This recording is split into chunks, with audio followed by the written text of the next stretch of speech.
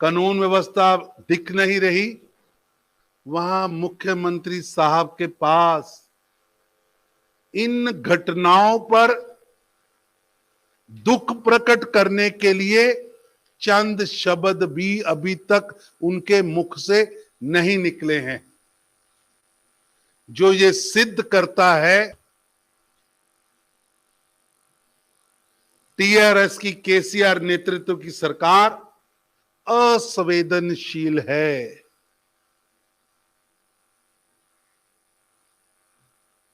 वो असमर्थ है। लॉ एंड ऑर्डर से समेटा नहीं जा रहा। सरकार जादू टूने में फंसी है, वंशवाद में फंसी है।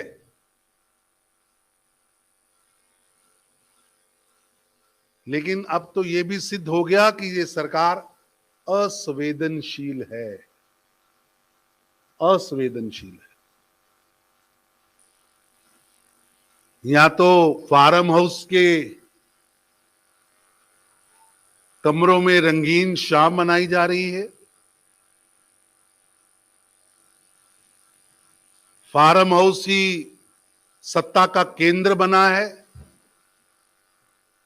मुख्यमंत्री जादू टोना में व्यस्त है और तेलंगाना की जनता पूरी तरह से प्रस्त है।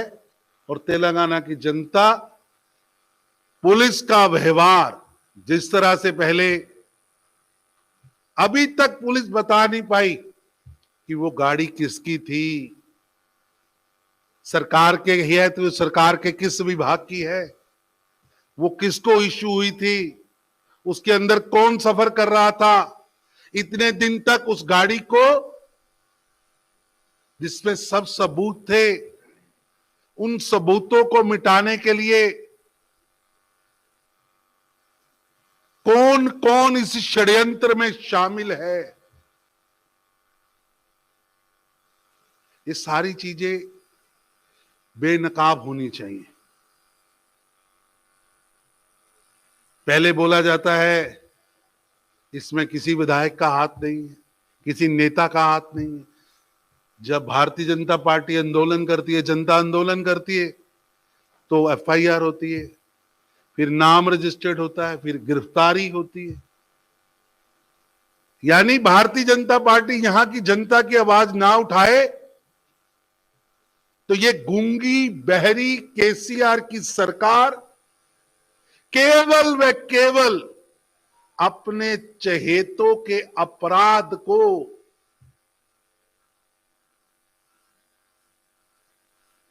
अपने चहेतों के कुकृत्यों को, अपने चहेतों के परिवार के अपराधों को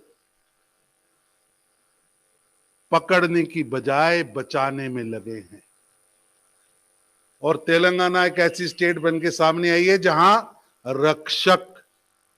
रक्षक जिनका काम था रक्षा करना, वो रक्षक भक्षक बन गए हैं।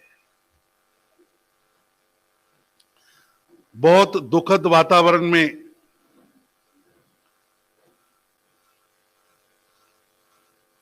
आज तेलंगाना की जनता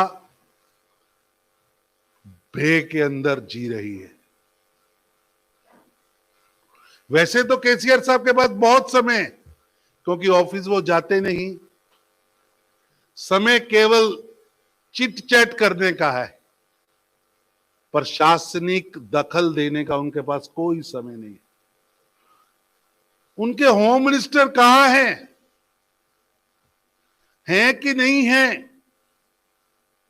इतनी घटनाएं 22 अप्रैल से लेकर 31 मई तक और लगातार घटनाएं हो रही हैं। मुख्यमंत्री फार्म हाउस में, मुख्यमंत्री का बेटा ट्विटर पे और होम मिनिस्टर लीव पे, छुट्टी पे। कोई पूछे इनसे, क्योंकि ये लोकतंत्र है, लोकतंत्र में मीडिया एक चौथा स्तंभ है। आज मीडिया के माध्यम से मैं पूछना चाहता हूं कि मुख्यमंत्री जी, मंत्री महोदय अपने ऑफिस कब गए थे? और केसीआर की सरकार हर फ्रंट पर फेल है,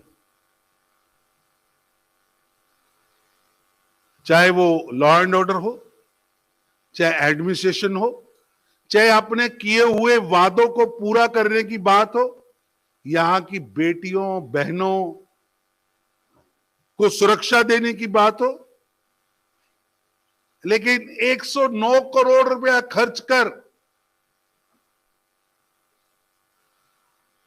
केसीआर पर्सनैलिटी बिल्डिंग के लिए काम हो रहा है, झूठा प्रचार किया जा रहा है। ये पैसा तेलंगाना की जनता को पुल बनाने के काम आ सकता है, हॉस्पिटल बनाने के काम आ सकता है, रोड्स बनाने के काम आ सकता है, दलित बंधु स्कीम में काम आ सकता है। लेकिन मुख्यमंत्री जी को अपना चेहरा दिखाना है, और चेहरा दिखाने के लिए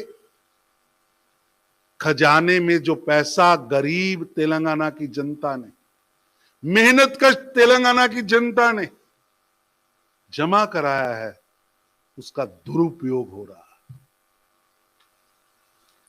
बीजेपी मांग करती है कि इसका न्याय मिलना चाहिए बच्ची को। बीजेपी मांग करती है कि जो पुलिस अधिकारी इस आई वॉश में लगे हैं, जो पुलिस अधिकारी इस कॉन्स्पिरेसी में लगे हैं, और जो पुलिस अधिकारियों को लगता है कि जनता की सेवा, जनता की रक्षा से ज्यादा बड़ा काम केसीआर साहब के कार्यालय की परिक्रमा करना है, उनको सजा मिलनी चाहिए।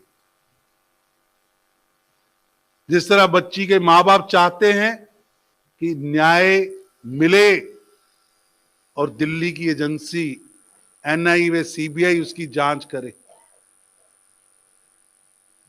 मैं मुख्यमंत्री साहब को निवेदन करूंगा, आपके पास समय नहीं है, आपके होम मिनिस्टर के पास समय नहीं है, आपकी पुलिस षड्यंत्र में शामिल है, आपकी पुलिस अपराधियों के साथ मिली हुई है। ऐसे में उस बच्ची को न्याय दिलाने के लिए इस केस को एनआईए और सीबीआई को रेफर करना चाहिए, ताकि दूध का दूध, पानी का पानी हो